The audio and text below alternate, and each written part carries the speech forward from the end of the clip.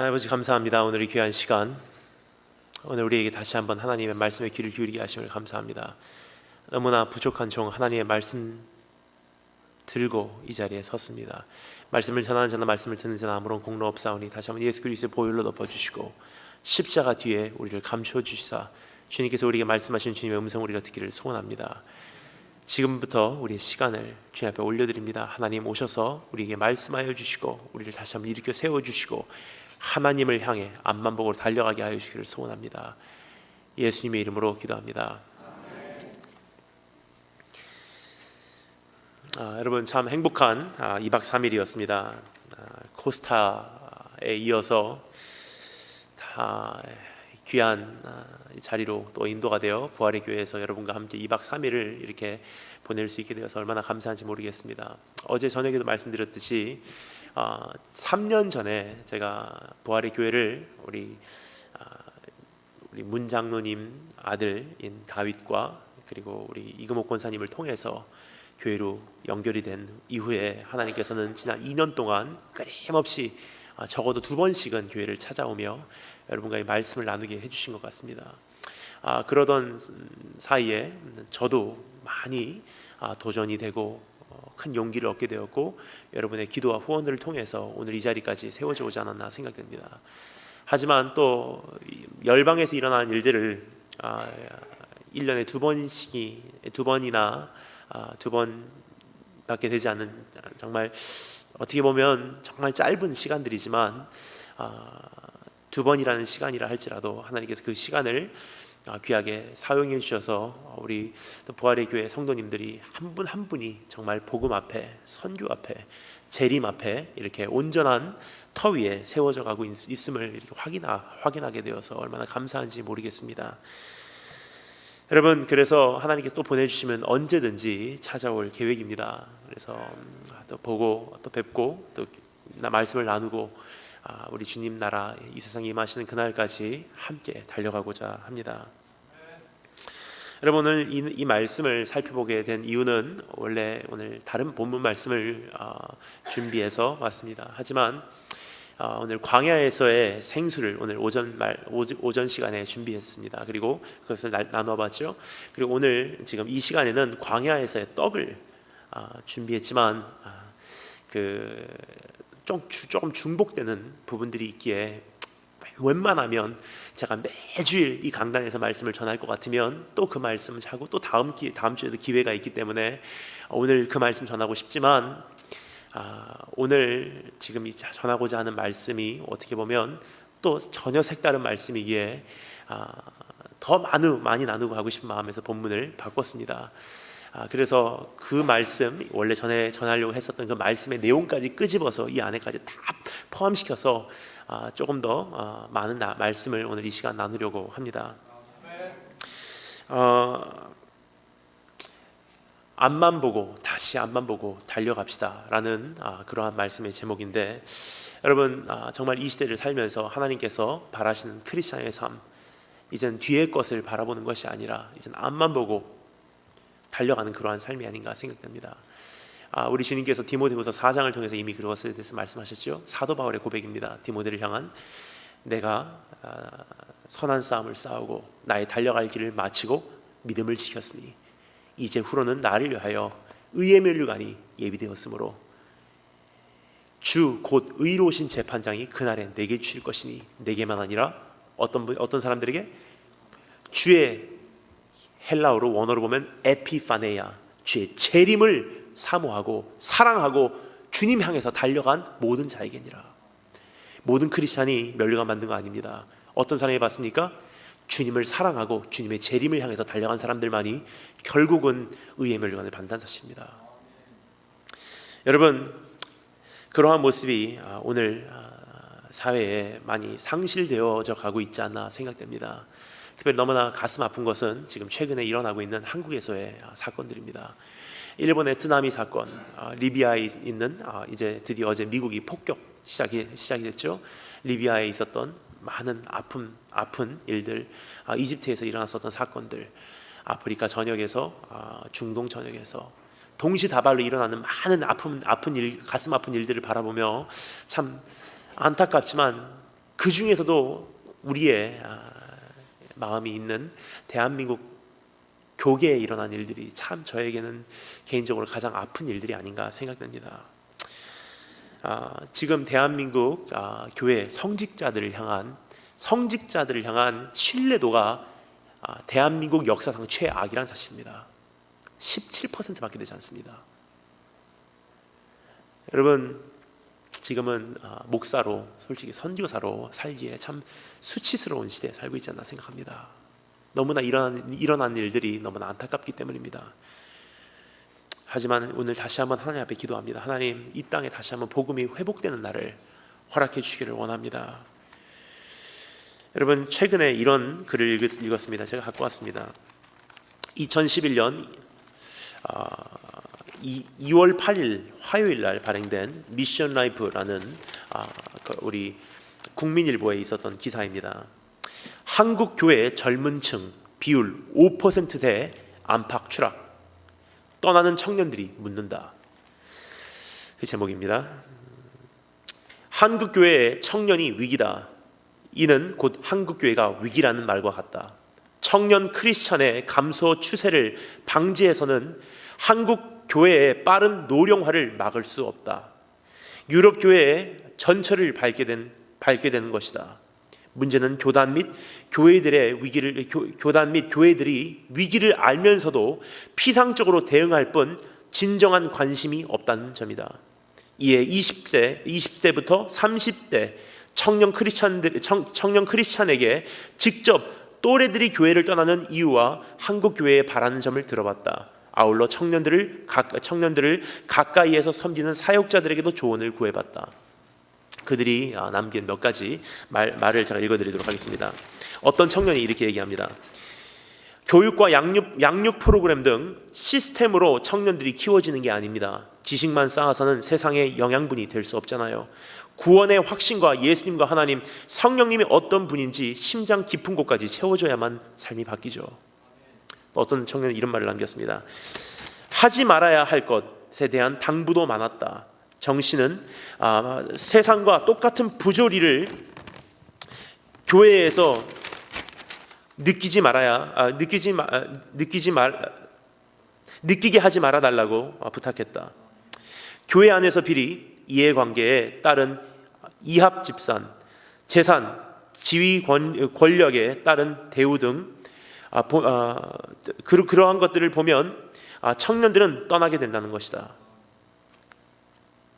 여러분, 그 외에도 너무나 많은 글들이 여기 실려져 있지만 참 가슴 아픈 일들이 아닌가 생각됩니다. 여러분, 이러한 일에서 다시 한번 우리 교회만큼은, 내 개인 생활만큼은, 이제 정말 주님 앞에서 우리 가정만큼은 세상이 어떻게 될지라도 나와 내 집은 여호와를 섬기겠습니다. 사회가 어떻게 바뀔지라도 우리 교회만큼은 정말 하나님, 세상 사람들이 고지식하다 해도 융통성이 없다 할지라도 나는 여호와를 섬기겠습니다. 여러분, 그런 점에서 우리 담임 목사님 참 저는 귀하다고 생각을 합니다. 그 경찰 출신이라서 참 어떻게 보면 융통성도 없고 이렇게 타협하지 않으시는 분이십니다. 그래서 처음에 이렇게 알게 될 때는 참 가까워지기 힘든 분이시구나라고 생각할 수도 있어도, 알면 알수록 하나님께서 이 교회를 위해서 하나님께서 세우신 특별한 하나님의 일꾼이라고 생각을 합니다. 왜냐하면 지금 이 시대는요, 요령을 부려서는 안 되는 시대이기 때문입니다. 우리 교인들은 알잖아요, 여러분. 목사가 프로가 돼서는 안 된다는 사실이에요. 근데 얼마나 많이 목사님들이 프로가 돼가고 있습니까? 전문 부흥 강사가 된다는 것은 여러분 수치스러운 얘기라는 사실입니다. 세상은 한 가지 원합니다. 무엇이 원합니까? 아마추어 원해요. 이제는 너무나 냄새나기 때문에, 너무나 썩어버렸기 때문에 세상은 한 가지 원해요. 우리 성도들 한 가지 원하지 않습니까? 냄새나지 않는 사람, 아마추어, 오르게닉 원하지 않습니까? 그렇죠? 그것과도 같다고 생각합니다. 이제는 교회를 살릴 수 있는 방법은 한 가지입니다. 어떠한 화려함이 아니라, 어떠한 프로그램이 아니라, 하나님 앞에서 꿋꿋이 그냥 고지식하게 가는 그 자들만이 이 땅의 소망이요, 이 교회의 소망이요, 주님 나라의 소망이 될 줄 믿습니다. 최근에 어느 찬양을 너무나 사랑하게 됐는데 그 찬양을 제가 잠깐 가사만 읽어드리고 말씀을 이어서 살펴보도록 하겠습니다. 복음 앞에 설이라는 찬양이에요. 이 찬양을 부르면서 제가 얼마나 몇 시간도 울었는지 모릅니다. 가사가 이렇습니다. 많은 이들 말하고 많은 이들 노래는 하지만 정작 가지 않는 길, 두려운 생각보다 많이 힘들고 험한 길보단 그저 말로만 가려기에 점점 멀어져만 가네. 내게 한때 생명 주었던 그 길 점점 이용하려 하네. 내게 한때 사랑 주었던 그 길 다시 복음 앞에 내용은 서네. 주님 만난 그때 나 다시 돌아가 주님께 예배드리며 다시 십자가의 길을 걸으리. 그러한 부흥이 오늘 우리 가운데서 일어난다면 여러분, 우리 교회에 소망이 있습니다. 이 땅에 소망이 있습니다. 그러한 빛과 소금의 사역을 감당하시는 우리 부활의 교회 한 분 한 분 되시기를 주의 이름으로 축원합니다. 이 시간에 우리가 살펴보기로 원하는 말씀도 바로 그러한 말씀이 아닌가 생각됩니다. 복음 하나만 바라보고 주님의 재림 바라보고 집중하여 강렬하게 달려가는 사람들의 모습이 바로 오늘 여기 그려진 사도 바울의 모습이, 고백이 아닌가 생각됩니다. 오늘 본문 말씀에서 우리에게 보여주고 있는 모습은 너무나도 강렬하게 무언가에 집중된 삶입니다. 이 시대에 요구하는 가장 필요한 사람의 모습이 아닌가 생각됩니다. 세상이 기다리고 있는 사람의 모습이 아닌가 생각됩니다. 여러분, 젊은 목사의 소원이 한 가지 있다면 바로 이것입니다. 정말 일평생 일찍 받으신 그 부르심 변질되지 않고 일평생 하나님만 바라보고 끝까지 종의 모습으로 달려가신 그런 선교사, 그런 목사님이 계시면 얼마나 좋을까. 그런 선배 목사님을 보기를 원하는 것이 젊은 목사의 소원이에요. 여러분, 젊은 선교사의 소원이 뭔지 아시죠? 그 소명, 나의 생명보다도 귀한 것으로 여겨서 그 소명을 이루기 위해서 계속 달려가는, 종의 몸에 지닌 것도 아깝지 않게 다 벗어주고 자기 자신을 불태워서 세상을 위해서 다 내놔주고 영광 중에 주님 나라 가는 그런 선교사님 한번 보는 게 젊은 선교사의 소원입니다. 여러분, 젊은 우리 청년들의 소원, 우리 성도님들의 소원이 무엇입니까? 한 가지예요. 그런 교회 보고 싶습니다. 우리 예수님 안 믿고 하나님을 원망하고 하나님을 믿지 않고 우리 성도들을 핍박하는 세상 사람들의 소원이 뭔지 아시죠? 내가 하나님을 믿지 않고 성경 이거 믿지 않지만 여기서 말하는 이 하나님이 진짜라면 이 크리스찬 내가 한번 보고 싶다. 그러면 내가 믿고 싶다. 이것이 세상 사람들의 소원입니다. 즉 그러한 삶을 내가 못 살기에 그 사람들이 우리 하나님을 우습게 여기고 지금 기독교를 향한 신뢰도가 바닥까지 떨어졌다는 사실이에요. 어느 한 가지에 집중하지 못하는 시대에 살고 있습니다. 그것을 에베소 5장에서 이렇게 말하고 있죠. 너희는 어떻게 행할 것을 자세히 주의하여 지혜 없는 자 같이 하지 말고 오직 지혜 있는 자 같이 하여 세월을 아끼라. 때가 악하니라. 근데 성경에서 말하고 있는 때가 악하다는 것은 무슨 뜻이냐? 우리가 말하는 때가 악하다 그러면 나쁘다고 생각을 해요. 도덕적으로 안 좋다. 그것이 악하다는 것을 생각합니다. 하지만 여러분, 성경에서 악하다는 것은 어떤 뜻이냐? 도덕적으로 악하다는 뜻이 아닙니다. 범죄했다는 뜻이 아니에요. 성경에서 말하는 악하다는 것은 선택의 여지가 있다는 뜻입니다. 왜 그렇습니까? 죄의 본질이 선택의 여지 안에 있기 때문입니다. 하나님께서 이 세상을, 천지를 창조하셨을 때는 하나님만을 예배드리도록 창조하셨어요. 하나님께서 우리를 창조하셨을 때는 하나님만을 섬기고, 하나님께서 우리에게 계명을 주셨을 때는 거기에는 선택의 여지가 없는 그러한 계명을 주시는 것이 이 세상의 원래 모습이었다는 사실입니다. 하지만 선악과에서 우리에게 어떻게 되죠? 선택의 여지가 생겼어요. 하나님을 따를 수 있지만 이 과실을 먹을 수도 있고, 하나님의 방법으로 할 수 있지만 나의 방법을 동원할 수도 있고, 즉 선택의 여지가 생겼다는 것이 죄의 본질이라는 사실입니다. 때가 악하니라 무슨 뜻입니까? 너무나 선택의 여지가 많다는 뜻이에요. 너무나 많은 선택의 홍수 속에 방황하고 있습니다. 너무나 다양한 방법으로 자신을 즐겁게 할 수 있으며 동시에 어린아이에서부터 어른에 이르기까지 수많은 의미와 끊임없는 책임을 가지고 살고 있지 않나 생각합니다. 쫓기는 삶이요, 계속.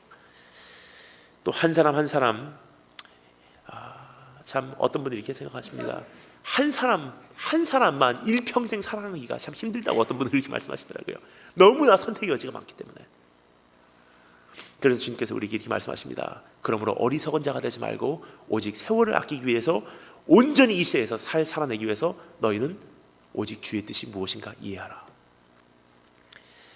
오늘 이 본문 말씀에서 소개되어지고 있는 그 모습이 바로 그러한 모습입니다. 주의 뜻을 분별하고 그 주님의 뜻에 전심전력으로 달려가는 그 사람의 모습, 세상이 기다리고 있는 사람의 모습입니다. 한 가지만을 위해 존재하는 삶이요, 그 무언가의 전체를 건 삶입니다. 여러분, 이러한 강렬한 부르심의 위력에 대하여 제가 지금 이 시간 말씀드리지 않아도 우리는 너무나 잘 알고 있을 것입니다. 막 사방으로 퍼져 있는 그 태양열을 돋보기는 조그만 그 유리 조각으로 그 태양열을 다 사로잡아서 한 곳에 모아서 그것을 쏴냈을 때 어떻게 됩니까? 불이 점화된다는 사실이에요. 사방으로 퍼져 있는 많은 발사된 사방에 있는 많은 그 에너지를 한 곳으로 모아서 발사된 레이저라는 광선은 어떻게 됩니까? 다이아몬드라도 뚫을 수 있다는 사실입니다. 여러분, 즉 사방으로 퍼져 있는 빛을 한 곳으로 사로잡아 오늘 우리가 한 가지를 향해서 그것을 발사한다면 우리가 이 세상에서 감당치 못할 일이 없다는 사실입니다. 이 교회가 하나가 되어 뚫고 나가지 못할 일이 없다는 사실입니다. 세상에는 우리를 당할 만한 적이 존재하지 않는다는 사실입니다. 그 강렬하게 집중된 빛을 한 가지 표적으로 발사할 때 엄청난 위력을 우리는 크리스천으로서 발휘할 수 있다는 사실입니다. 오늘 본 말씀에서 사도 바울이 소개하고자 하는 원리도 이와 같습니다. 사방으로 퍼져 있는 우리의 삶을 한 곳으로 강렬하게 집중시켜 한 표적으로 발사하게 되면 우리의 상상을 초월하는 기적이 일어날 수 있다. 여러분, 다시 한 말씀드립니다. 전 때로는 제가 이런 말을 해놓고 제 자신이 감탄을 합니다. 이야, 기가 막힌 말이다. 기가 막힌 말이라고 생각합니다. 사방으로 퍼져 있는 우리의 삶을 한 곳으로 집중시켜 그것을 발사하게 되면은 우리가 뚫지 못할 일이 없다는 사실입니다. 우리의 상상을 초월하는 기적이 우리를 기다리고 있다는 사실이에요. 그래서 주님께서 오늘 이 본 말씀을 통해서 우리에게 말씀해 주고 계십니다. 너희는 강렬하게 집중되어 사로잡혀 있으니 이제는 강렬하게 집중하여 발사하여라. 여러분, 한번 따라해 주시겠습니다. 강렬하게 집중되어 사로잡혔으니 이제는 강렬하여, 강렬하게 집중하여 내가 발사되리라. 자, 그럼 이것이 무슨 뜻인지 다음과 같은 두 가지로만 나누어서 오늘 이 시간을 살펴보도록 하겠습니다. 크게 나누어서 두 가지만 살펴보도록 하겠습니다. 첫 번째, 강렬하게 집중되어 발사되는 삶은 어떠한 삶입니까? 강렬하게 집중되어 발사되는 삶이란 도대체 어떠한 삶입니까? 두 번째, 강렬하게 집중되어 무엇을 향해 우리가 발사해야만 합니까? 라는 질문이에요. 이 두 가지를 우리가 살펴보도록 하겠습니다. 그럼 첫 번째 질문입니다. 강렬하게, 콧물이 계속 나옵니다. 죄송합니다.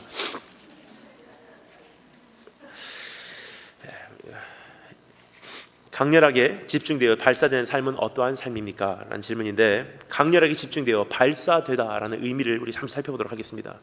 우선 우리가 살펴보기를 원하는 것은 12절과 14절에 나온 단어인데, 여기서 한 특종 단어가 사용되고 있습니다. 참 특이한 단어예요. 어떤 단어냐? 우리말로는 쫓아가노라라고 번역이 되어 있습니다. 쫓아가노라. 그렇지만 이것을 원어로 보면 디오코라는 단어가 사용되어 있습니다. 디오코. 12절, 14절 제가 그 액센트를 넣어서, 중요한 단어에 액센트를 넣어서 제가 읽어드리도록 하겠습니다. 여러분 잘 들으시거나 아니면 그것을 집중해서 같이 읽어주시면 감사하겠습니다. 사도 바울의 고백입니다. 내가 이미 얻었다 함도 아니요 온전히 이루었다 함도 아니라 오직 내가 그리스도 예수께 잡힌 바 된 그것을 잡으려고 쫓아가노라. 표대를 향하여 그리스도 예수 안에서 하나님이 위에서 부르신 부르심의 상을 위하여 쫓아가노라. 쫓아간다는 단어예요. 이걸 쫓아가노라라고 하는 번역으로 되어 있지만 이것은 정확한 번역은 아닙니다. 이것을 조금 더 정확한 번역을 우리가 살펴보기로 하는데, 이 단어가 또 다른 곳에서, 한 곳에서 또 신약성경에 기록되어 있습니다. 또 다른 곳에서 이 단어가 사용되고 있는데, 그것은 어디냐면 빌립보서 3장 6절에 이 디오코라는 단어가 기록이 되어 있습니다. 근데 빌립보서 3장 6절에 보면은 전혀 상상을 초월하는 전혀 다른 의미로 기록이 되어 있습니다. 번역이 이렇게 되어 있습니다. 제가 읽어드리겠습니다. 사도 바울의 고백입니다. 나는 열심으로 교회를 핍박하고 율법의 의로는 흠이 없는 자로라. 아무리 읽어봐도 쫓아간다는 말이 안 나와요. 우리말로는 쫓아가노라 라고 디오카라는 단어가 번역이 되어 있는데, 똑같은 원어로는 디오카라는 단어가 사용되어 있는 빌립보서 3장 6절에 가니까 이 단어가 존재하지 않습니다. 나는 열심으로 교회를 핍박하고 율법의 의로는 흠이 없는 자로다. 이게 어디서 이 디오카라는 단어가 등장하냐? 우리말로는 핍박하고 라고 번역이 되어 있어요. 핍박한다, 쫓아간다, 핍박한다 라고 번역이 되어 있지만 이것은 원어상 똑같은 단어입니다. 디오코라는 단어예요. 그 의미를 정리하기 참 어려운 단어라고 생각하실지 모르지만 여러분, 이건 사실상 상당히 단순한 단어입니다. 디오코라는 단어의 원어적인 의미는 어떤 단어냐? 한 가지를 집중적으로 빠다라는 뜻이에요. 우리말로 참 어떤 단어들이 참 그 번역 참 그 발음하기가 힘듭니다. 빠에다가 히읗 발음이 뭐죠? 빠다. 예? 빠타. 한 가지를 집중적으로 찍는다는 뜻이, 계속 영어로는 파운딩 한다는 뜻이죠. 한 가지만 치는 거예요. 계속 한 군데만 계속 치는 거예요. 어느 복서가 원수의 자기의 적의 약점을 알고 그 한 자리만 계속 공격하듯이 한 자리만 계속 빠는 그러한 모습이 여기서 나오는 쫓아가노라 혹은 핍박하노라. 한때 사도 바울은 교회를 그렇게 빠던 사람입니다.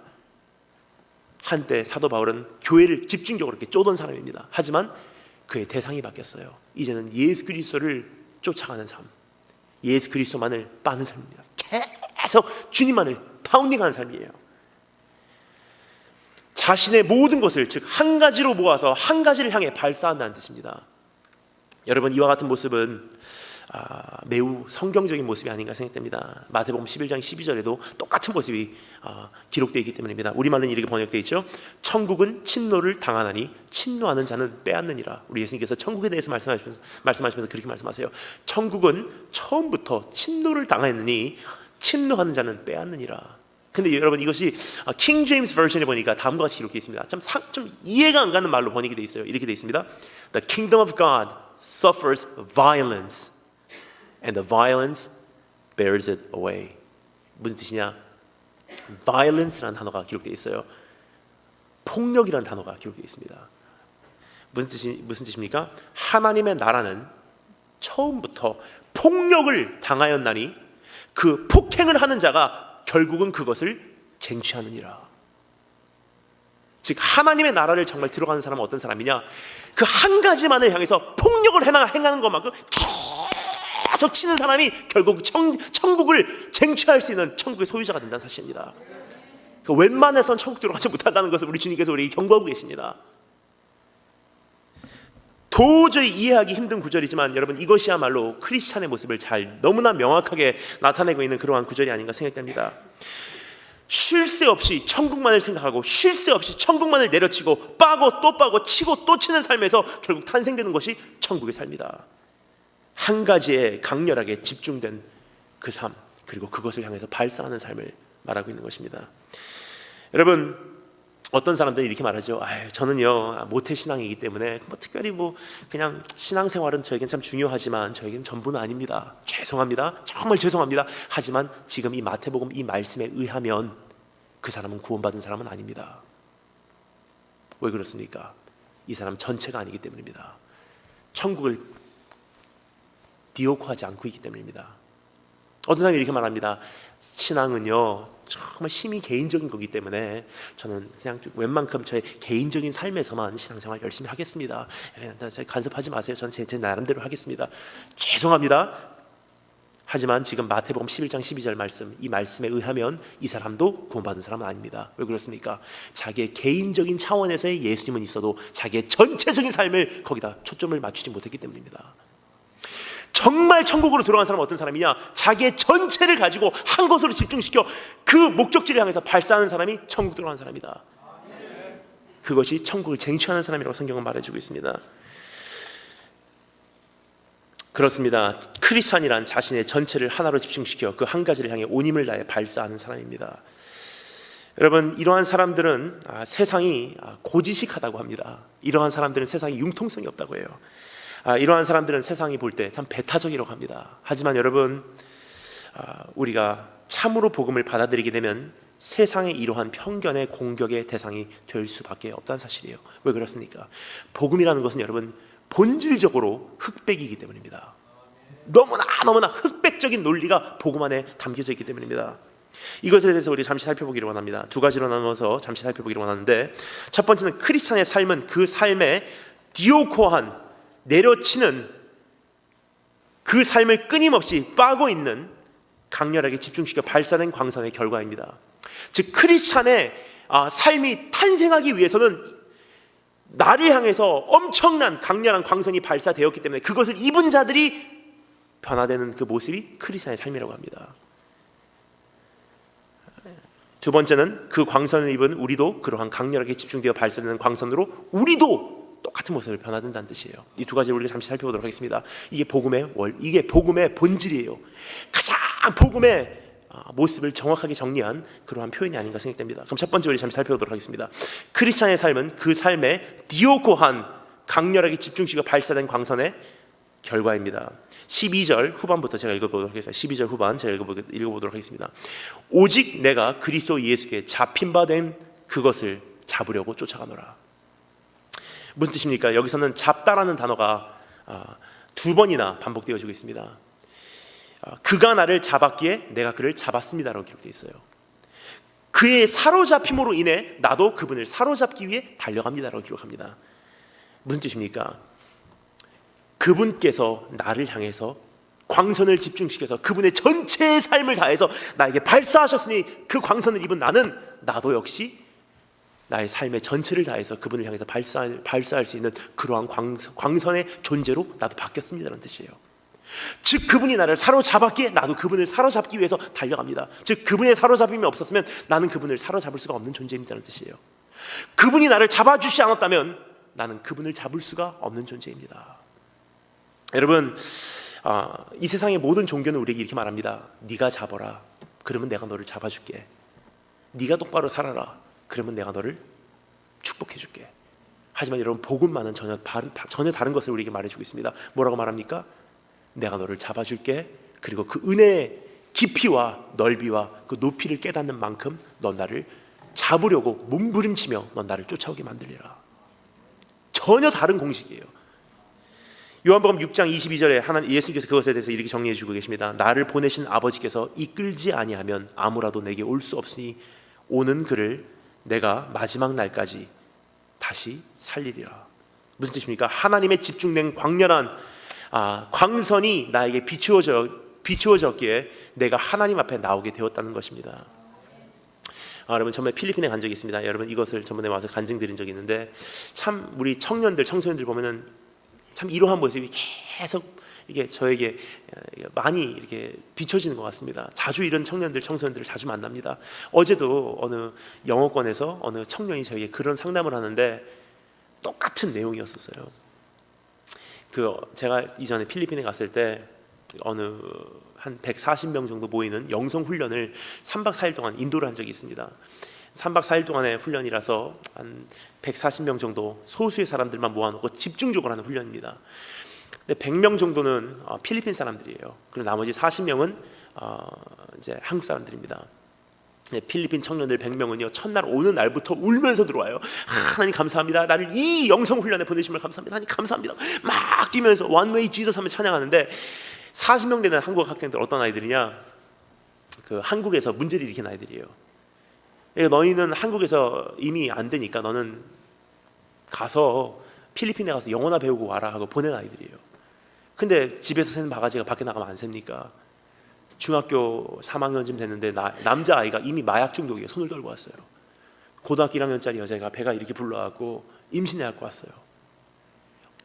필리핀의 어느 지역에 똑같은 고등학교를 다니는 다 40명이 같은 학교 다니는 아이들이에요. 근데 교장 선생님이 아무리 하려고 해도 이 아이들이 안 바뀌니까 마지막 수도 아니다. 스쿨버스 대절해 줄게. 40명 다 타라. 짐 싸라. 너희들 가고 마지막 수도 아니다. 은혜라도 받고 와라. 여기서 은혜 받고 오지 않으면 이제 소망이 없다 하고 40명을 단체로 버스에다 태우고 보냈어요. 그러니까 필리핀 사람들 100명, 그 한국 학생들 40명 다 모였습니다. 필리핀 사람들 막 뛰면서 One Way Jesus 하면서 막 찬양하는데 한국 학생들은 가만히 앉아 있어요. 하루가 지나갑니다. 이틀이 지나갑니다. 3일이 지나. 너무나 답답하고 애가 타니까 어느 필리핀 목사님께서 그 한국 학생들을 바라보면서 이놈들아, 네가 정말 사탄의 자녀가 되고 싶은 사람 있으면 여기서 정말 사탄의 자녀가 되기를 원하면 손 들어봐. 한국 학생들이 다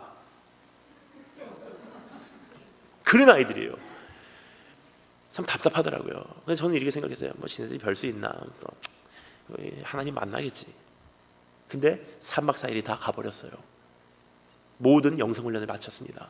아이들이 다 그 짐을 버스에다가 싣고 다 정리하고 이제는 점심 먹는 시간이었어요. 그 40명이 되는 아이들이 다 식당으로 들어가서 점심을 먹고 있어요. 3박 4일을 이 아이들에게는 무의미하게 그냥 지나간 시간으로 끝나고 말았습니다. 그냥 식사하고 있어요. 제가 너무나 마음이 아프더라고요. 이 아이들을 마지막 기회예요. 이제는 버스에다가 다 짐까지 실어놓고 버스 시동까지 걸고 기다리고 있기 때문에 이제는 밥 먹고 가면 끝이에요. 저하고는 영원토록 못 만납니다. 마지막 순간이에요. 그래서 제가 너무 애가 타다가 결국 제가 그 아이를 찾아갔어요. 한 명을. 그 40명 중에서 다 40명마다 다 찾아가, 한 사람 한 사람을 찾아갈 수가 없게 두목이라고 하는 한 명을 찾아갔어요. 고3이에요. 23살이에요. 근데 제가 옆에 앉았어요. 그러니까 그 아이가 가만히 저를 보고 있어요. 제가 뭐라고 그러겠습니까? 좀 이렇게 소목소목하기 때문에 제가 칭찬을 해줬어요. 야, 너 참 잘생겼다. 그 아이가 가만히 있어요.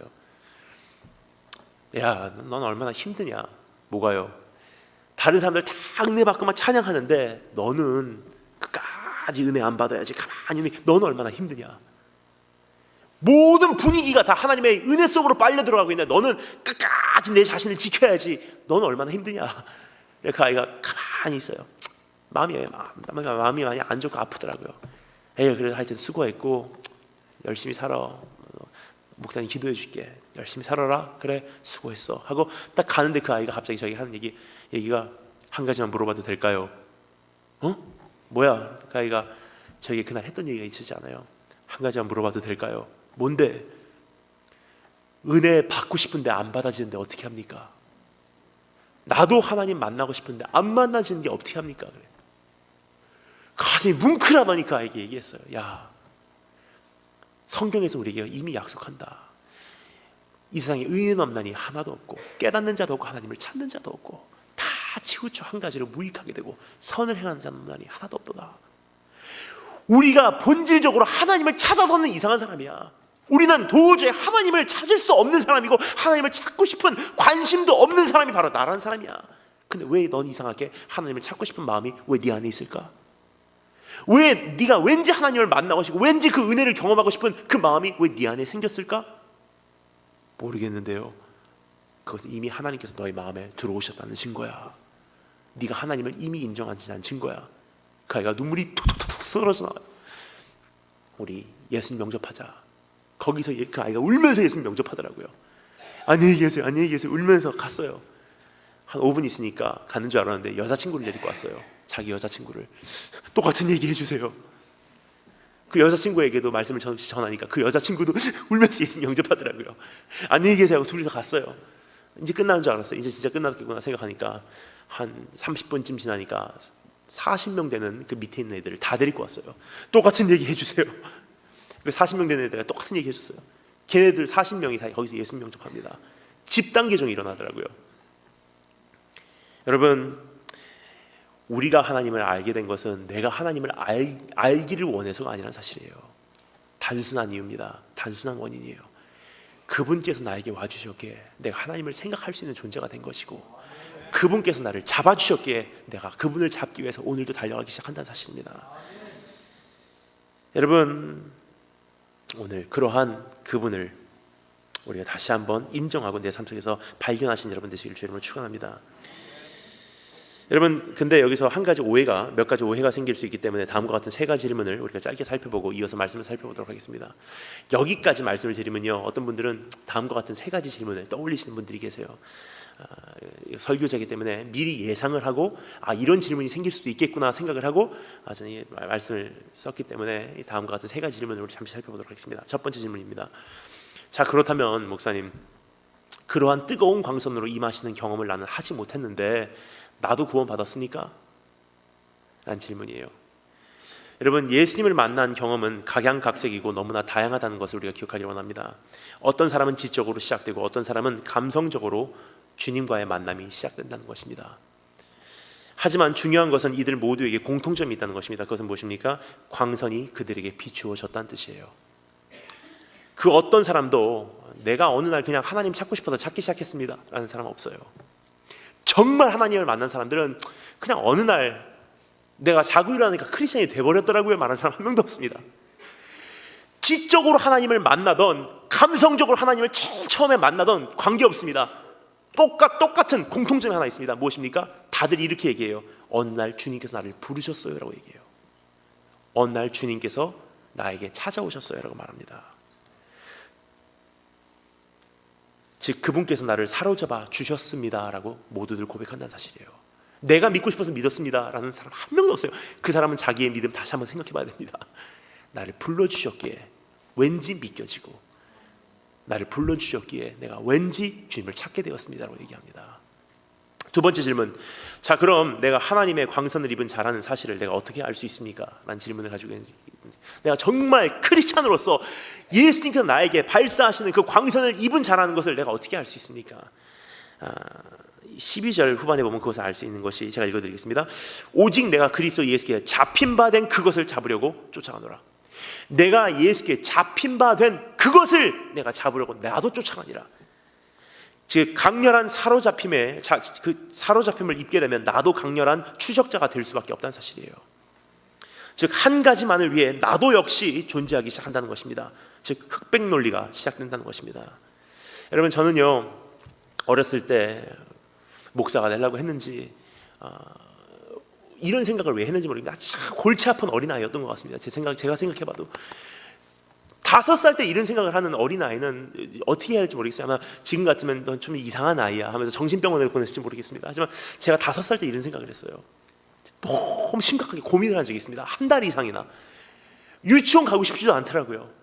한 달 이상이나 제가 이걸 심각하게 고민을 했어요. 뭐냐, 내가 교회에 가고 목사님께서 말씀하시고 우리 어머니께서 그토록 찾으시는 하나님이 진짜라면 정말로 그분께서 나를 위해서 죽어주셨고, 정말로 그분께서는 천지를 창조하신 하나님이시고, 정말로 그분께서 나를 사랑하시기에 나에게 전체를 주신 예수님이시고, 나를 위해서 핏방울 한 방울 안 남기시고 전체를 나에게 주신 그분이시라는 결론이 나옵니다. 그렇다면 나는 그분에게 전체를 드려야 할 것이고, 그분 앞에서 가슴을 찢으며 꼬꾸라져 엎드려야 될 것이며, 하지만 반대로 그것이 거짓말이라면, 정말 하나님이 계시지 않다면 일평생 사는 이 자체가 무의미하다고 생각했어요.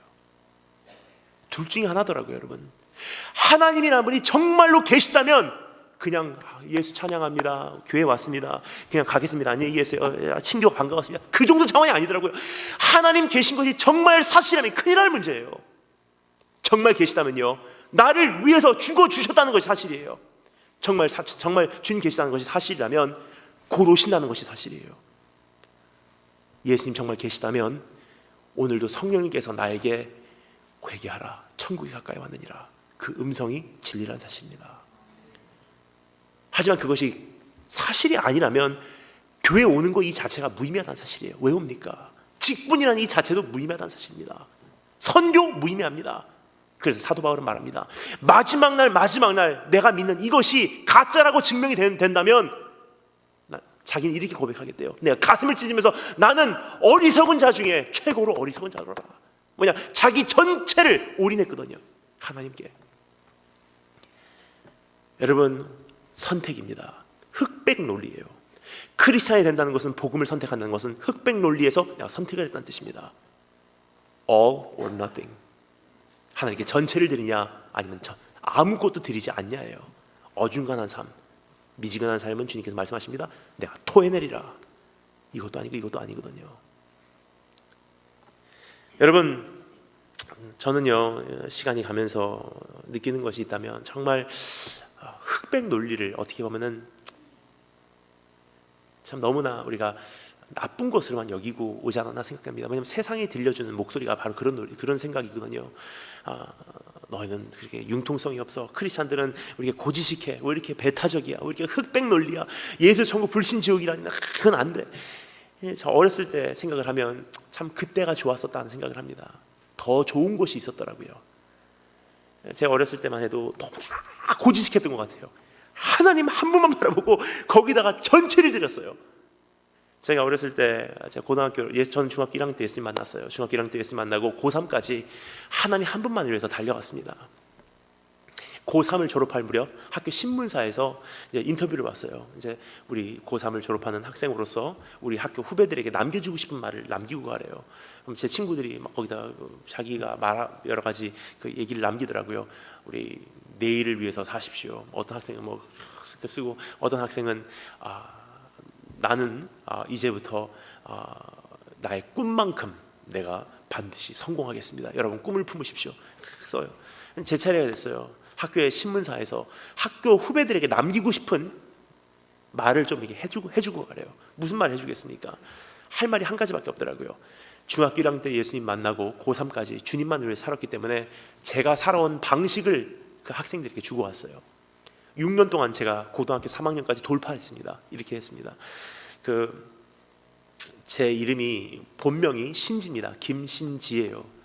일본 이름이고 제가 여권에는 그렇게 돼 있습니다. 근데 중국에 들어가야 되기 때문에 중국에서 사역을 할 때는 김신지라는 본명을 사용합니다. 그리고 사역장, 이 공개적인 사역장에서 제가 이렇게 공개적으로 설교를 할 때는 전혀 다른 이름, 다니엘 김이라는 이름을 사용하고 있습니다.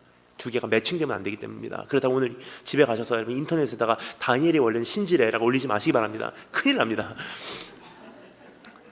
그런데 여러분 제 이름 고등학교 3학년 때까지는 제가 신지라고 했었어요. 그래서 제가 신지이즘, 신지의 법칙을 학교에다가 남기고 왔습니다. 중학교 1학년 때 예수님 만나고 고3까지 제가 살아온 법칙입니다. 이렇게 해서 구원받고 이렇게 해서 이렇게 안 해서 벌 받고가 아닙니다. 여러분 이것은 제가 하나님께 드리기를 원했던 저의 마음이었어요. 하나님 이렇게 나는 드리기를 원합니다. 제가 단순히 저 개인적인 거예요. 정말 하나님 앞에 이렇게 드리기를 원합니다 해서 제가 살아온 7가지 법칙을 제가 정리해서 학교 후배들에게 남겨주고 왔어요. 첫 번째, 니코틴 프리 라이프, 절대로 담배를 입에 대지 않겠습니다. 두 번째, 내가 하나님 때문에 알코올을 입에다 대지 않겠습니다. 세 번째, 죽는 한이 있더라도 내가 성수주의를 하겠습니다. 주일날은 교회 와서 하나님께 예배를 드리겠습니다. 예배는 생명이기 때문입니다. 그리고 네 번째, 혼전, 성관계 갖지 않겠습니다. 그리고 다섯 번째, sugar free, caffeine free, 카페인 안 먹고 설탕 먹지 않겠습니다. 근데 이것은 못 지키고 있어요. 정말 힘들더라고요. 스타벅스에서 나오는 그 카라멜 프라푸치노를 너무 좋아합니다. 설탕 덩어리예요. 카페인 덩어리입니다. 그거는 못 지키고 있습니다. 그리고 여섯 번째, Don't blame others, but do what you have to do. 다른 사람 탓하지 말고 내가 할 일은 내가 알아서 하겠습니다. 그리고 일곱 번째, 머리를 항상 단정히. 이것은 정말 열심히 지키고 있어요. 그렇게 살아왔어요. 근데 제가 참 그 고백을 하나님께서 흠양하시듯이 마지막 하나님께 그것을 증명할 수 있는 저희 기회를 주시더라고요. 졸업할 무렵 저희가 그 중국 북경으로 수학여행을 갔습니다. 자막에 와서 간증드렸죠. 수학여행을 갔는데 참 저에게는 행복한 시간이었어요. 고등학교 3학년까지 크리스찬으로 돌파하고 정말 행복한 친구들하고 다 이렇게 모여서 수학여행을 갔습니다. 중국 북경으로 갔어요. 그냥 간 것이 아니라 졸업반끼리 그냥 갔다가 관광하고 오면 무슨 소용이 있습니까? 사진밖에 안 남습니다. 근데 우리가 좀 더 뜻깊은 여행을 하자 해서 합창단을 만들어서 갔어요. 중국으로. 북경 천안문 광장에서, 만리장성에서, 할리데이인에서, 셰리턴 호텔에서 다 공연을 했어요. 다 공연을 마치고 월요일부터 토요일까지 공연을 마치고 하드락 카페 베이징에 갔습니다. 음식점이죠. 체인점입니다. 그때 라이브 뮤지션이 왔어요. 누구냐? 스팅이에요. 스팅이 와서 라이브 뮤직을 하는데 친구들하고 거기서 모든 월요일부터 토요일까지 공연을 마치고 얼마나 행복합니까? 밖에는 거의 이제 봄 날씨예요. 너무나 시원하고 따뜻하기도 하고 맛있는 음식을 마시면서 라이브 음악을 들으면서 이제 고등학교는 이제 학교 이제 토요일날까지 모든 공연을 마쳤기 때문에 내일 일요일 날은 그냥 친구들하고 자유 시간 보내고 월요일 날 일본 돌아가면 나머지 한 달 학교 남은 거 그냥 학교 다니다가 졸업하고 이미 합격된 대학교 들어가면 그만이에요. 성적도 다 나왔어요. 공부할 스트레스도 없어요. 최고로 인생에서 행복하지 않으면 안 되는 그 순간이었었어요.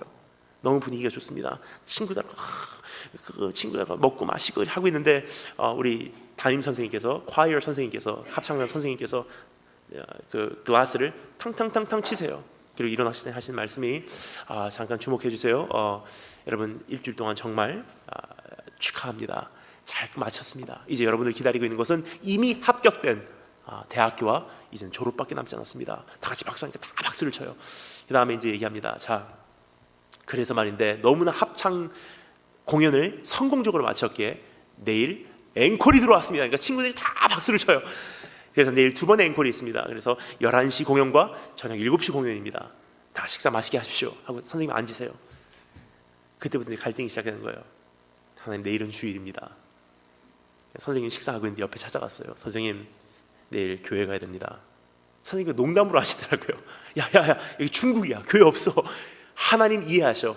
방에서 드려. 교회 다니는 분도 아니세요. 하나님 아신대요. 이게 교회 방에서 드리래요. 옆에 서 있다가 더 용기를 내서 말씀해요. 선생님 못 들으신 것 같군요. 내일 교회 가야 됩니다. 선생님께서 야야야야 방에 가고요. 응? 알았어. 그래, 분위기 망치지 말고 선생님 식사하세요. 선생님 제발 부탁입니다. 내일 교회 가야 됩니다. 선생님께서 그때는 내가 심각하다는 사실을 깨닫고 화를 내시더라고요. 안 돼. 선생님 제발 부탁입니다. 교회 가야 돼요. 안 돼. 제발 부탁입니다. 내일 교회 가야 됩니다. 안 돼. 선생님 하니까 선생님께서 안 돼. 스팅이 연주를 하다가 멈춰버렸어요. 아마 역사상 스팅이 연주를 멈춘 건 저밖에 없을 거예요. 보고 있어요. 큰 소리가 나오니까 친구들이 제 팔짱을 끼고 뒤로 끌고 나가요. 음식점 밖으로 제가 끌려 나갔어요. 그 친구들이 저에게 욕을 합니다. 너 같은 크리스찬 때문에 융통성이 없고 고지식하고 배타적이고 너밖에 모르고 분위기가 이게 뭐냐. 크리스찬들은 그래서 안 돼. 분위기 망쳐놓은 거 봐. 그렇게 친구들이 욕을 하더라고요. 근데 그 선생님, 솔직히 저하고 제 여동생을 제일 좋아했었어요. 저하고 제 여동생이 선생님께는 가장 사랑받는 학생들이었거든요. 그런데 여동생이 얼마나 사랑을 받았냐면 중학교 3학년밖에 안 되는데 선생님께서 여동생을 선생님 비서로 데리고 간 거예요. 그 수학여행에. 선생님께서 화가 나고 하고 있는데 여동생이 선생님 옆에 가고 찾았어요. 선생님이니까 선생님 화를 내요. 오빠도 그런데 얘는 또 무슨 말 할까? 왜? 그러니까 선생님한테 얘기를 해요. 선생님, 우리 오빠 아시죠? 선생님 얼마나 오빠가 선생님을 좋아하는 거. 가만히 계세요. 그런데 말이죠, 선생님, 우리 오빠에게는 신앙은 생명이거든요. 이것만은 오빠가 타협을 안 할 거예요. 선생님 가만히 있으시다가 한참 있다가 나오시더래요. 나오셨어요. 저 그 친구들이 저에게 막 욕설을 하고 있을 때요. 너 같은 놈 때문에 교회 가기 싫어. 너 같은 애 때문에 분위기 망친 것 봐. 기독교인은 그래서 안 돼. 모든 전쟁의 원인이 기독교인 너희들 때문이야. 계속 욕하고 있어요. 선생님이 딱 오더니 한마디 하시는데 지금 생각해 보면 솔직히 선생님으로서 그 당시 저에게 해줄 수 있는 최고의 배려의 말이 아니었나 생각됩니다. 저기 오시면서 하시는 말씀이 네 마음대로 해 하고 가시더라고요. 그래서 정말 제 마음대로 했어요. 그날 밤에 가갖고 제가 고등학교 2학년 때 만든 기도 모임에 오는 모든 학생들을, 제가 전도한 학생들을 다 찾아갔어요. 방마다. 내일 로비로 모여라. 내일 교회 간다. 내일 삼자교회로도 우리가 찾아간다. 주일 아침 10시에 로비에 가니까 30명이 넘는 학생들이 몰려와 있어요. 그 학생들을 데리고 안 되는 중국말로 택시를 타고 삼자교회 하나를 찾아서, 중국 정부에서 인정한 교회를 찾아서 가서 30명이 다 예배를 드리고 택시 5-6대를 다시 호텔로 오후 2시가 넘어서 돌아왔어요. 선생님께서 이미 이제 열이 받아갖고 김을 뿜어내고 계세요. 7시 공연은 성공적으로 마쳤어요. 그리고 월요일 날 이제 일본으로 돌아가는데 그때부터 나머지 한 달 남은 그 학교 생활, 제가 제일 존경하고 선생님께서 제일 좋아했던 그 선생님이 저하고 말을 안 하세요. 얼굴을 안 보세요. 졸업식이 왔습니다. 졸업식 날 들어갔어요. 졸업장을 받았어요. 졸업장 받고 이제 저는 밖으로 가고 있는데 학교에서 나오라고 하는데 선생님이 저를 향해서 다가오고 계세요. 가슴이 막 뜹니다. 그래도 한때 너무 사랑했던 선생님인데 그러더니 선생님께서 악수를 청하세요. 그래서 제가 선생님의 손을 쫙 잡으니까 선생님께서 저에게 그날 하셨던 말씀이 잊혀지지가 않습니다. 이렇게 말씀하시더라고요. 그날 나는 너를 죽이고 싶었다. 그러면서 하시는 말씀이, 근데 그날 네가 타협했다면 오늘 내가 너를 존경하지는 않을 거야. 그때 이후로 저희 학교에서 하는 모든 주일날 하는 행사가 지금까지, 그때 이후로 지금까지 주일날 하는 모든 행사가 없어져 버렸어요. 여러분, 세상이 원하는 것은 한 가지입니다. 고지식하다 할지라도 과격하게 하나님 사랑하고, 과격하게 하나님 두려워하고, 과격하게 세상을 섬기고, 과격하게 겸손하고, 과격하게 온유하고, 과격하게 용서하고, 기독교 과격분자들을 세상은 기다리고 있어요. 여러분, 찰스 스퍼전이라는 사람이 유명한 설교자죠. 이런 말을 남겼습니다. 주님, 제 몸속에 주님을 위해서 찢어지기를 싫어하는 살 한 점이라도 있으면 그것을 찢어내 주시옵고, 제 몸속에 흐르는 피 중에 주님을 위해서 흘려지기를 싫어하는 피가 한 방울이라도 있으면 다 쏟아내어 주시기를 원합니다. 나는 주의 것입니다. 여러분, 그것이야말로 한 방향을 향해서 발사되는 그러한 사람들의 고백이 아닌가 생각됩니다. 토마스 캠피스라는 신학자가 최근에 이런 말을 썼습니다.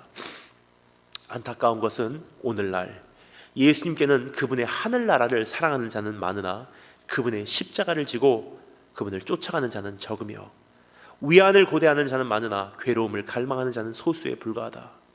그분의 잔치에 동참하려는 자는 허다하나 금식에 함께할 자는 적다. 모든 이가 그분의 즐거움에 참여하고 싶어는 하지만 그분을 위해 어떤 고난이라도 기꺼이 받으려는 자는 극히 드물다. 떡을 떼는 데까지 예수님을 쫓는 자는 많으나 고난의 잔을 마시는 데까지 이르는 자는 소수다. 그분의 기적을 경외하는 자는 많으나 십자가의 치욕에까지 그분을 따르는 자는 소수에 불과하다. 세 번째 질문입니다. 자, 그럼 왜 모든 사람들이 이러한 경험을 하지 않으면 안 됩니까? 왜 모든 사람들이 이러한 경험을 하지 않습니까? 라는 질문이에요. 어떤 사람, 왜 뜨거운 이 불같은 열정이 내 전체를 삼켜서 단순간 단번에 주님을 위해서 추적하는 삶을, 왜 이러한 경험을, 왜 모든 사람들이, 크리스찬이라면 모든 사람들이 왜 이러한 경험을 하지 않습니까? 어떤 사람들은 이렇게 10년, 20년 걸려가면서 달구어져 가는 사람들이 있어요. 우리 앞에 있는 우리 한나 자매, 새로 신랑 대신 예수님이 아니라 윤순 형제, 그런 케이스가 아닌가 생각합니다. 처음에 만났을 때는 좀 차갑다 생각을 했는데 이렇게 달구어져 가요. 정말 신실하게 그 자리를 지키고 EM에서, 우리 청년부에서 끝까지 성실히 섬기는 걸 보면 참 대단하다 생각을 합니다. 근데 어떤 분들은 왜 그러면 저는 단번에 성령을 체험하고 불같이 막 불타올라서 하나님 앞에 열정적으로 달려가지 못합니까? 라는 질문을 하는 사람들이 있어요. 그것에 대해서 저는 이렇게 말씀드리고 싶습니다. 요한복음 21장 21절에 예수님께서 베드로에게 베드로의 죽음에 대해서 이렇게 말씀하시면서 너무나 재미난 장면이 나와요. 너무나 심각하면서도 너무나 코믹한 장면입니다. 베드로야, 넌 이렇게 죽을 거야. 넌 지금은 젊어서 네가 원하는 대로 가나 그날에는 사람들이 너 대신에 너의 띠를 띄우고 네가 원하지 않는 곳으로 너를 끌고 갈 거야. 예수님께서 베드로가 당할 죽음에 대해서 예언하십니다. 베드로가 들으면서 얼마나 그 가슴이 찢어졌겠어요. 그렇군요 하는데 앞에 요한이 지나가요. 요한을 바라보고서 이 베드로가 뭐라고 말합니까? 예수님, 쟤는요. 그러니까 예수님께서 뭐라고 말씀하십니까? 요한복음 21장 21절에 그가 예수님의 대답은 너와 무슨 상관이 있느냐? 너는 나를 따르라 그래요. 너와 무슨 상관이 있냐? 여러분, 그 다른 사람이 어떻게 됐던, 다른 사람이 어떻게 예수님 만났던 관계없습니다. 나는 예수님 만나기 바랍니다. 나는 광선을 입은 자로서 그분께 집중하시는 그런 삶을 사신 여러분 되시기를 주의 이름으로 축원합니다.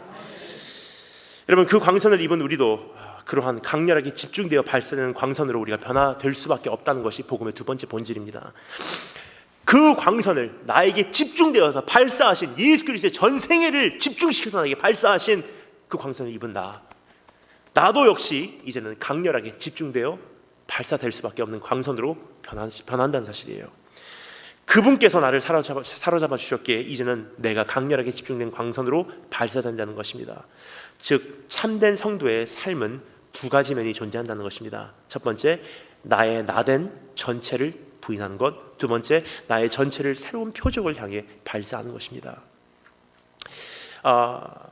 한 가지는 여기서 잠깐 살펴보고, 두 번째 질문이 우리가 살펴보기를 원하는 오늘 두 번째 포인트입니다.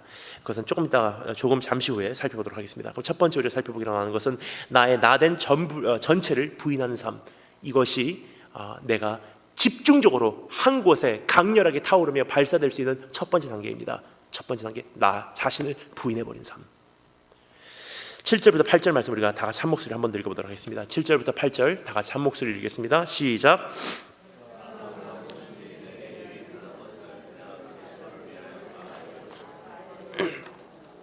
어떤 것을 해로 여김은 내 주 그리스도 예수를 아는 지식이 가장 고상함을 인함이라. 내가 그를 위하여 모든 것을 잃어버리고 배설물로 여김은. 아멘. 우리가 참된 성도가 되는 것은 내가 아는 지식의 하나님을 추가하는 정도의 삶이 크리스찬의 삶이 아니라는 사실이에요. 내가 이미 기존에 갖고 있었던 나의 지식과 나의 경험에 하나님이 들어오셔서 업그레이드된 삶이 아니라는 사실입니다. 정말 크리스찬이 된다는 것은 무엇입니까? 사도 바울이 말합니다. 내가 예수님을 만나기 전까지의 모든 것을 배설물로 여긴다.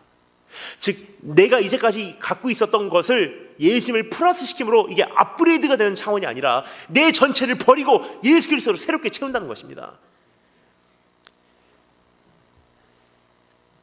여러분, 사도 바울의 표면적인 행위는요, 예수님 만나기 전이나 예수님 만나기 후에 똑같았다고 생각합니다. 바리새인으로서의 사도 바울의 모습이나 크리스찬으로서의 사도 바울의 모습은 똑같이 의로운 생활을 살고 있었어요. 그래서 여러분, 표면적인 면으로 봐서는 사도 바울이 정말 어떻게 예수님을 만났는지는 우리가 알지 못합니다. 하지만 여러분, 전체가 바뀐 것을 우리가 알 수 있어요. 단지 업그레이드된 삶이 아니라는 사실입니다. 사도 바울이 바리새인으로서 하나님을 섬길 때 어떻게 했습니까? 정말 열정적으로 의인으로서 거짓말시키지 않고 살인하지 않고 도둑질하지 않고 간음하지 않고 그 안식일을 범하지 않고 정말 열심으로 바리새인으로 하나님을 섬겼습니다. 근데 예수님을 만났어요. 그리고 무엇이 그에게 이제 배설물로 여겨지냐? 이제는 나의 의가, 이 모든 것이 아무런 소용없다는 것을 그는 깨닫게 됩니다. 그 의라는 것은 무엇입니까? 바로 이 질문입니다. 내가 왜 여기까지 이제까지 의롭게 살았냐라는 질문이에요. 사도 바울은 한 가지를 위해서 그렇게 의롭게 살았습니다. 무엇입니까? 내가 하나님 앞에 살인죄를 짓지 않음으로 하나님께서 나를 사랑해 주실 것이고, 내가 착하게 삶으로 하나님께서 나를 축복해 주실 것이고, 내가 11조를 드림으로 하나님께서 나에게 복을 주실 것이고, 내가 열심히 하나님을 섬김으로 하나님께서 나를 맞아주실 것이다. 즉 나의 의가 살아있었다는 것입니다. 하나님께서 나를 영접해 주실 수밖에 없는 이유는 내가 여기까지 했기 때문입니다라는 의가 살아있었어요. 하지만 예수님을 만난 순간 어떻게 됩니까? 그것을 내려놓습니다.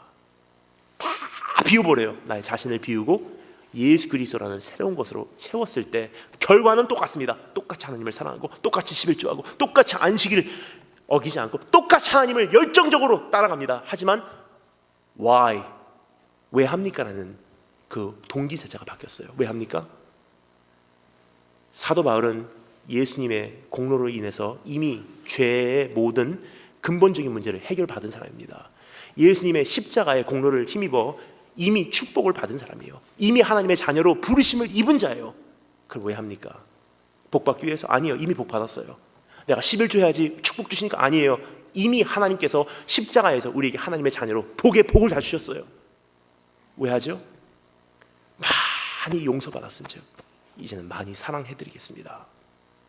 이제까지 내가 의롭게 여겼던 이 모든 것을 배설물로 여겨서 다 쏟아내고 이제는 한 가지, 나를 사랑해 주신 그분을 위해서 내가 그분을 추적하는 삶을 살겠습니다. 그분을 향해서 달려가는 사실이에요. 내 전체를 모아서 하나님을 향해서 발사할 수 있는 그것의 첫 번째 단계, 내가 가지고 있는 모든 것을 비우는 단계입니다. 여러분, 오늘 내가 하나님 앞에서 의롭다고 생각하는 것들을 주 앞에 오늘 내려놓으시는 그러한 계기가 되었으면 좋겠습니다. 그리고 나의 생각과 동기와 목적 전체가 주님 안에서 주님을 향한 것으로 우리가 새로워지기를 주의 이름으로 축원합니다. 자, 그렇다면 우리가 짧게 두 번째로 우리가 잠시 살펴보도록 하겠습니다. 그것은 무엇이냐면 첫 번째, 나의 전체를 통해서 한 가지로 집중되어 강렬하게 발사되는 삶, 그것은 어떠한 삶입니까? 두 번째, 무엇을 향해서 발사되어야만 합니까? 라는 질문입니다.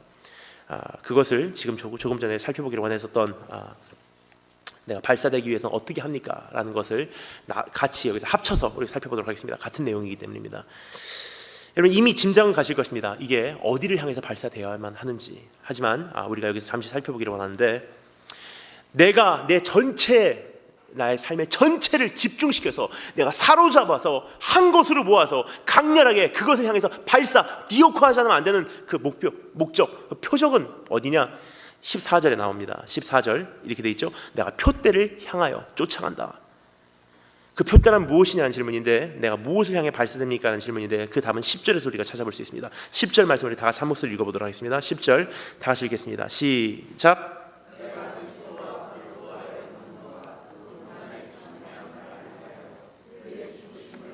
아멘. 뭐라고 되어 있죠? 그 고난에 참회함을 알려하여라고 되어 있습니다. 이 모든 것이 이루어지는, 내가 고난을 받고 내가 주님을 위해서 의로운 삶을 살고 내가 정말 내 전체를 다하여 내 자신을 발사시킬 정도의 쫓아가는, 내가 추적하는 삶의 목적 한 가지, 내가 그것을 알려하여. 무슨 뜻입니까? 그리스도를 아는 지식입니다. 예수님으로 채워져가는 삶을 말하고 있는 것입니다. 이것은 믿는 정도가 아니라 나의 전체를 투자하는 삶을 말하고 있는 것입니다. 여러분, 우리의 식욕은 죽는 날까지 메마르지 않습니다. 어떤 분들은 오늘 아침 식사를 좀 든든히 먹었습니다. 근데 든든히 먹는데 점심 식사가 된장이라서 아침 식사 많이 먹어주세요 그러시더라고요. 근데 여러분, 아무리 많이 먹어도 점심에 또 배고프더라고요. 이게 채워놓을 수가 없더라고요. 그것과 같이 여러분, 우리의 식욕은 죽는 날까지 없어지지 않습니다. 아무리 많이 먹어도 또 배고파요. 그리스도를 아는 지식을 추적한다는 삶은 무엇입니까? 바로 이 모습입니다. 내 전체를 통해서 예수님을 향한 이 갈증을 내 삶 속에서 놓치지 말고 그것을 채우기 위해서 끊임없이 추적하라는 것입니다. 즉 예수님이 나의 삶의 표적이라는 사실이에요. 요한복음 17장 3절에서 우리에게 너무나 귀한 말씀을 하십니다. 그것에 대해서 우리 주님께서 이렇게 정리하십니다. 영생은 곧 유일하신 참 하나님과 그의 보내신 자 예수 그리스도를 아는 것이니이다.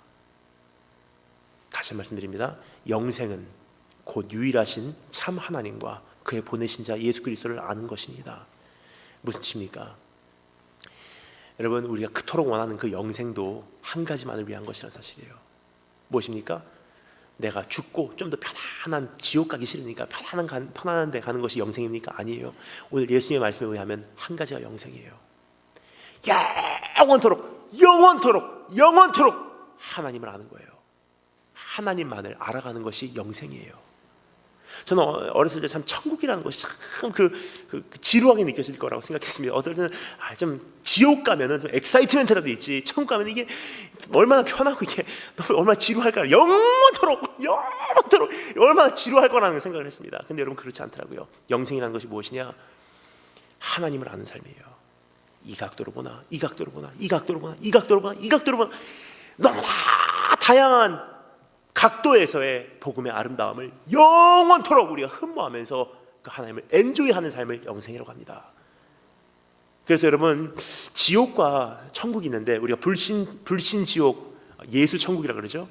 이것을 가지고 여러분, 불신자들은 하나님이 정말 사랑이시고 하나님께서 살아계신 신이라면 어떻게 이렇게 단순하냐, 예수님 안 믿는 사람들은 넌 지옥 가, 예수님 믿는 사람은 넌 천국 가, 말이 안 된다 그래요. 여러분, 맞습니다. 어떻게 보면 말이 안 됩니다. 하지만 여러분, 진리가 있습니다. 엄격하게 말씀드리자면 그렇지만, 이거 좀 더 정확하게 말씀드리자면 이렇기 때문입니다. 지옥이라는 것도 죽은 다음에 시작되는 것이 아닙니다. 천국이라는 것도 죽은 다음에 시작되는 것이 아닙니다. 이 세상이 나의 지옥이 될 수 있고 이 세상이 나의 천국 될 수 있다는 사실이에요. 성경에서 말하는 지옥이라는 것은 죽은 다음에 불 속에 들어가는 그것만이 지옥이 아니라는 사실이에요. 성경에서 말하는 지옥, 게헤나라는 단어입니다. 히브리어로 게헤나. 무슨 뜻입니까? 이것은 감옥이라는 뜻이에요. 어떤 감옥입니까? 예수님을 내가 영접하지 않았기에 내 안에는 끊임없는 공간이 있습니다. 그래서 나는 축복을 기다리는 자로, 축복을 받아야만 되는 자로 일평생을 찾아간다는 사실이에요. 예수님이 내 안에 없기 때문에 축복을 쟁취하지만 안 되는 자로 일평생을 달려가요. 그러면 다른 사람하고 나하고는 항상 내 비교의 존재고, 나보다 못난 사람 앞에서는 내가 교만이 있고, 나보다 못난 사람 앞에서는 나보다 잘난 사람 앞에서는 내가 열등감으로 시달리고, 끊임없는 비교의식 속에서 내가 지쳐가며, 남들이 잘 될 때는 내가 배 아파하고, 남들이 못 될 때는 내가 기뻐하며, 이 자신의 죄책감 속에서 시달리고, 뭐예요? 지옥이에요, 이 자체가. 지옥으로 살던 사람이 결국은 죽는 날 하나님께서 허락해 주십니다. 그래, 네가 이 세상에서 지옥을 선택했다. I'll give you an extension. 지옥의 연장을 너에게 허락해 주겠다. 예수 믿는 사람은 어떻게 됩니까? 내 부족한 이 모습이 예수 그리스도로 채워지는 순간 어떻게 되죠? 내 눈앞에 현실이 지옥이라 할지라도 내 안에 예수 있으니 나는 만족합니다. 내가 초막이나 궁궐이나 그 어디나 하늘나라, 그 사람이 죽는 날 주님께서 말씀하십니다. 좋으신 하나님이세요. 그래, I'll give you an extension. 네가 천국을 선택했으니 이제는 너는 천국으로 연장한다. 천국과 지옥은 결과가 아니라 우리의 선택입니다. 오늘부터 시작한다는 사실이에요.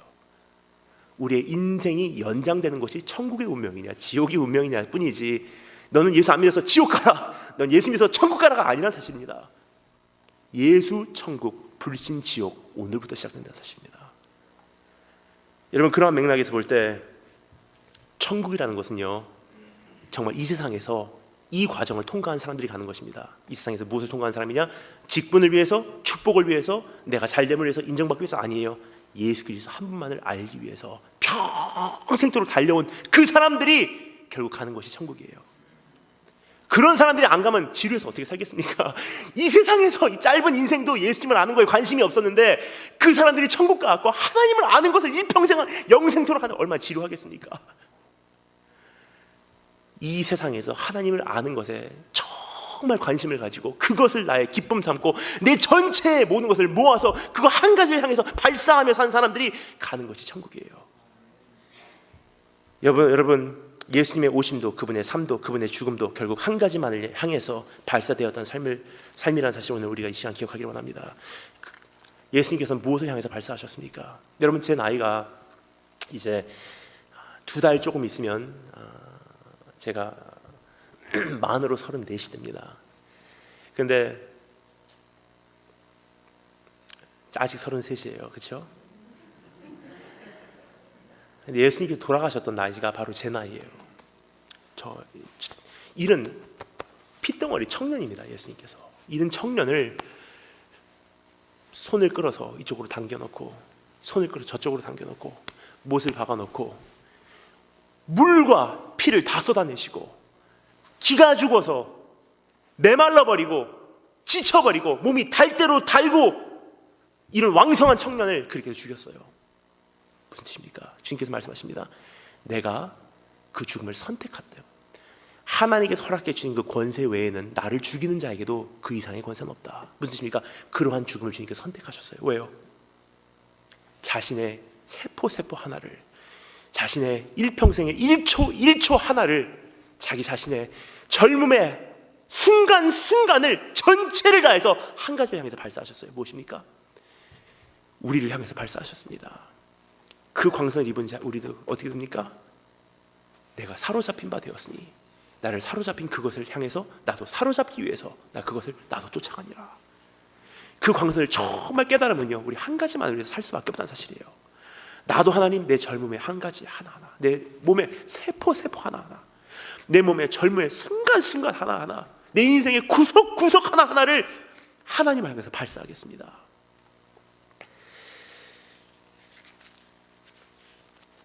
여러분, 그 주님을 향해서 우리가 발사할 수 있는 능력이 생깁니다. 그렇게 발사하면 여러분 한 시대를 뒤집습니다. 그렇게 주님을 향해서 발사하면 세상이 무슨 말입니까? 여러분, 저는요 참 고등학교 때 고3까지 그렇게 하나님을 사랑했어요. 근데 참 희한합니다. 목사가 되고 선교사가 되니까 조금 쿨해지더라고요. 변질이 되더라고요. 조금 느슨하게 돼요. 좀 더 융통성이 생깁니다. 그러한 모습을 바라보고 하나님 앞에 다시 한번 오늘 가슴을 치며 제 앞에 온전히 서려고 몸부림을 칩니다. 근데 여러분, 고등학교, 대학교, 그때까지 하나님 한 분만을 위해서 발사하며 살았던 저의 인생을 가지고도 여기까지 하나님께서 사용하시는데, 나머지 나의 여생 다 모아서 하나님만을 향해서 발사하며 산다면 우리의 여생이 어떻게 되겠는지 한번 상상만 해보십시오. 세상은 이러한 우리를 기다리고 있습니다. 하나님만을 향해서 발사하는 성도, 그러한 성도가 되기를 주의 이름으로 축원합니다. 여러분, 지금 현재 세상에 일어난 일들을 잠시만 말씀드리고 오늘 말씀을 마치려고 합니다. 지금 일어나는 일들을 바라볼 때 이러한 사람들이 아니면 이젠 겪을 수 없다고 생각해요. 왜 그렇습니까? 지금 이슬람 하나만 봐도 지금 심상치 않습니다. 이집트가 이제는 이집트를 하나로 통합할 수 있는 지도자가 누구냐면 이슬람 원리주의자밖에 이집트를 통합할 수 있는 능력이 없다는 사실이에요. 그럼 이슬람 원리주의자가 이집트를 맡게 되고 제2의 이란이 탄생이 된다면 온 세계에 있는 아랍 이슬람은 연합이 되어버립니다. 그럼 이전에도 이후에도 없을 상상을 초월하는 핍박이 온 세계에서 시작됩니다. 지금 대한민국 안에 들어와 있는 이슬람 수가 45만 명입니다. 세계에서 가장 큰 모스크가 세워지려고 하는데 계속 미뤄지고 있어요. 계속 다투고 있습니다. 지금 저희가 2년 전에 재작년 말에 대한민국에서 강제 추방을 당한 이슬람 알카에다 수가 370명입니다. 작년 초에 1월부터 3월까지 사우디아라비아를 비롯한 많은 이슬람 국가에서 파견되어 들어온 이슬람 선교사 수가, 과격분자 수가 대한민국 안에 들어온 수가 1000명이에요. 여러분, 이슬람이 온 세계에서 이제 급속도로 증가하고 있을 때 1%를 이제 넘깁니다. 2, 3% 넘기고 4, 5% 넘길 때 어떻게 되냐? 문서 사역이 시작돼요. 이슬람은 미국 CIA World Factbook라는 책을 출판한 미국 중앙정보부 CIA에서 이런 자료를 남겼습니다. 이슬람이 한 나라에 1% 미만일 때는 친구와 같이 들어옵니다. 이슬람은 해치지 않습니다. 우리는 친구입니다. 이슬람 음식점을 열고 이슬람 사원을 세우고 그냥 친구와 같이 문화로 들어옵니다. 문화원 같이 이렇게. 근데 그것이 1%를 넘어가는 순간 2, 3%일 때 이슬람 사역이 좀 더 적극적으로 나타납니다. 무엇이냐? 이슬람 채권을 들여오고 이슬람 구제 활동이 시작돼요. 지금 대한민국은 1%를 넘겼습니다. 45만 명이거든요. 대한민국에서 이슬람 채권이 통과된다는 것은 무슨 뜻입니까? 이제 2, 3%의 사역을 시작했다는 뜻입니다. 2, 3%의 사역은 무엇입니까? 그것은 형무소를 찾아가요. 이제 석방되시는군요. 석방되시면 뭐 먹고 사실래요? 우리가 사업 내드릴게요. 맡아서 해주세요. 하지만 개종하십시오. 빈민촌에 시작합니다. 힘드시죠? 참 경제적으로 힘드시죠? 괜찮습니다. 우리의 사업 맡아서, 우리 가게 맡아서 해주세요. 하지만 개종하셔야만 합니다. 아랍에미레이트라는 항공 회사에 다니는 그 승무원들도 여러분 무슬림으로 개종하면 봉급이 올라갑니다. 여러분, 지금 대한민국 경제 위기를 맞이해서 이거 안 할 사람이 거의 없다는 사실이에요.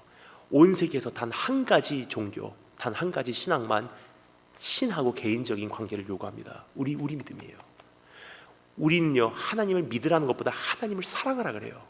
그리고 우리가 사랑하지도 못하는 하나님을 사랑하지도 못하면서 우리는 신앙인이라고 크리스찬들은 말하지 않습니다. 하지만 이슬람을 비롯한 이슬람의 모든 종교는 감정이 아니라, 감성이 아니라, 나의 마음이 아니고 사랑이 아니라 행위거든요.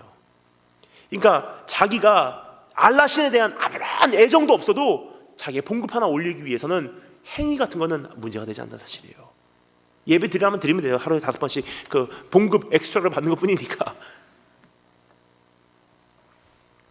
그렇게 해서 여러분 지금 이슬람 쪽에서 보면 이제부터 4년 안에 이슬람이 대한민국 안에서 2%에서 3%를 넘길 거라고 예상을 하고 있습니다. 그러면 어떻게 됩니까? 4, 5%의 사역이 시작돼요. 이슬람이 4, 5%일 때는 무엇을 하냐? 그때는 이제 문서 출판이 시작되고 학교를 세워갑니다. 그런데 지금 대한민국에서 이미 출판이 시작됐어요. 세계에서 가장 과격한 이슬람들이 살고 있는 이란과 이집트 안에서도 출판되지 않는 가장 과격한 과격분자들이 읽는 그 책이 대한민국에서는 출판되고 있습니다. 대한민국 안에 들어와 있는 이슬람은 여러분 온건파가 아니라 과격분자들이에요. 그런데 그것을 이제부터 한 4년에서 5년 사이에 그러한 활동이 일어날 것으로 보고 있습니다. 그럼 어떻게 됩니까? 대한민국 전국에 학교가 세워질 것이고 이슬람 잡지와 이슬람 책이 출판이 됩니다. 근데 여러분 타임라인적으로 우리나라 그것이 너무나 맞아떨어진다는 사실입니다. 저는 캠퍼스 사역 자주 갑니다. 부산 외국어대를 비롯해서 육군사관학교 많은 캠퍼스 그리고 그 군대를 다니면서 제가 이렇게 말씀을 전해요. 근데 최근 교목 목사님들께 저에게 걱정돼서 전화 걸려와요. 목사님 큰일 났습니다. 왜 그러세요? 이렇게 말씀하십니다. 지금 이제부터 5년 안에 엄청난 일이 일어납니다. 대한민국과 급속도로 고령화돼 가고 있기 때문에 학생 수가 반으로 준다는 사실이에요. 중학생, 고등학생, 대학생 수가 모자랍니다. 그럼 할 수 없이 학교 자체가 운영이 되지 않기 때문에 학교가 지금 기존에 있는 학교가 반으로 줄어버려요. 문을 닫습니다. 학교가. 문교부 측에서는 말은 하지 않지만 이미 목록을 만들어놨어요. 어느 학교는 폐교시키고 어떤 학교는 열어둔다. 운영 자체가 되지 않기 때문에 학교 폐교시키기 바로 직전에 이슬람이 나타납니다. 우리 운영 자금 대드릴게요. 하지만 이슬람 학교를 만드시죠. 누가 안 만들겠습니까? 그날에는 여러분 대한민국 전국에서 이슬람 학교들이 탄생해도 이상하지 않다는 사실이에요. 그럼 10% 넘기는 건 문제가 아닙니다. 매년 채플과 같이 해서 학생들을 내보내게 되면 이건 시간 문제라는 사실입니다. 여러분 시간 관계상 다 말씀드리지 못하겠지만 우리 눈앞에까지 와 있습니다. 그러면 상상을 초월했던 일이 대한민국 2호선에서 CBS 방송국에서 곳곳에서 터져 나올 때 우리가 믿지 못할 거예요. 설마 여기까지 올 줄 몰랐습니다. 그렇게 유럽을 전체를 흡수했어요. 그렇게 동남아시아를 흡수합니다. 그렇게 미국을 흡수해 나가고 있어요. 캐나다도 그 안에 있잖아요. 여러분 그것이 대한민국에 안 온다는 보장 누가 못하겠습니까? 그 와중에 지금 전쟁에 대해서도 이야기하고 있지 않습니까? 어떻게 얘기합니까? 대한민국 안에 들어와 있는 좌파 세력만 200만 명입니다. 작년에 홍콩에서 판매된 대한민국 육군, 대한민국 군인 옷이 5만 벌이에요. 북한이 사갔어요. 홍콩에서. 대한민국 안에 들어와 있는 땅굴수만 해도 200개가 넘습니다. 어디까지 들어와 있냐? 부산 앞바다까지, 목포 앞바다까지 들어와 있어요. 이것을 감추려고 해요. 왜 그렇습니까? 세종시 반대하죠? 세종시가 세워지면 어떻게 됩니까? 그 땅굴 다 메꿔져 버리거든요. 그날 38선 넘어와서 땅굴로서 부산 앞바다에서 목포 앞바다에서 올라올 때 어떻게 됩니까? 대한민국 육군 옷 입고 올라온다는 사실입니다. 그날은 누가 누군지 모릅니다. 그리고 그날 더 무서운 것은 이미 잠재되어 있었던 200만 명이나 되는 대한민국 안에 있는 좌파 세력이 일어나서 누가 목사고 누가 선교사인가 다 압니다. 누가 교회의 리더고 누가 기득권자인지 다 압니다. 그날엔 여러분 하나님께서 예정해 놓으신 순교자의 피가 채워져도 이상하지 않은 일이 그날 일어난다는 사실입니다. 내 목에 칼이 들어오는 그날 우리로 하여금 주님 오시는 그날까지 믿음을 끝까지 견디게 하는 것은 무엇입니까? 주님께서 말씀하십니다. 내가 너를 위해서 생명 바쳤으니 너는 나를 위해서 한번 너도 발사해 줄래? 한 가지 표대를 향해서 이제 달려가시기 바랍니다. 내일은 환난이지 평안이 아닙니다. 내 환경에 맞춰서 여러분 신앙생활을 하신다면 내일이 왔을 때 우리는 감당치 못합니다. 하지만 우리가 주님을 향해서 우리의 신앙을 발사하신다면 내일이 와도 세상이 뒤집어진다 할지라도 세상 사람들 변한다 할지라도 내가 인정받지 못한다 할지라도 세상이 나를 감당치 못하게 될 것입니다. 다 같이 기도하겠습니다.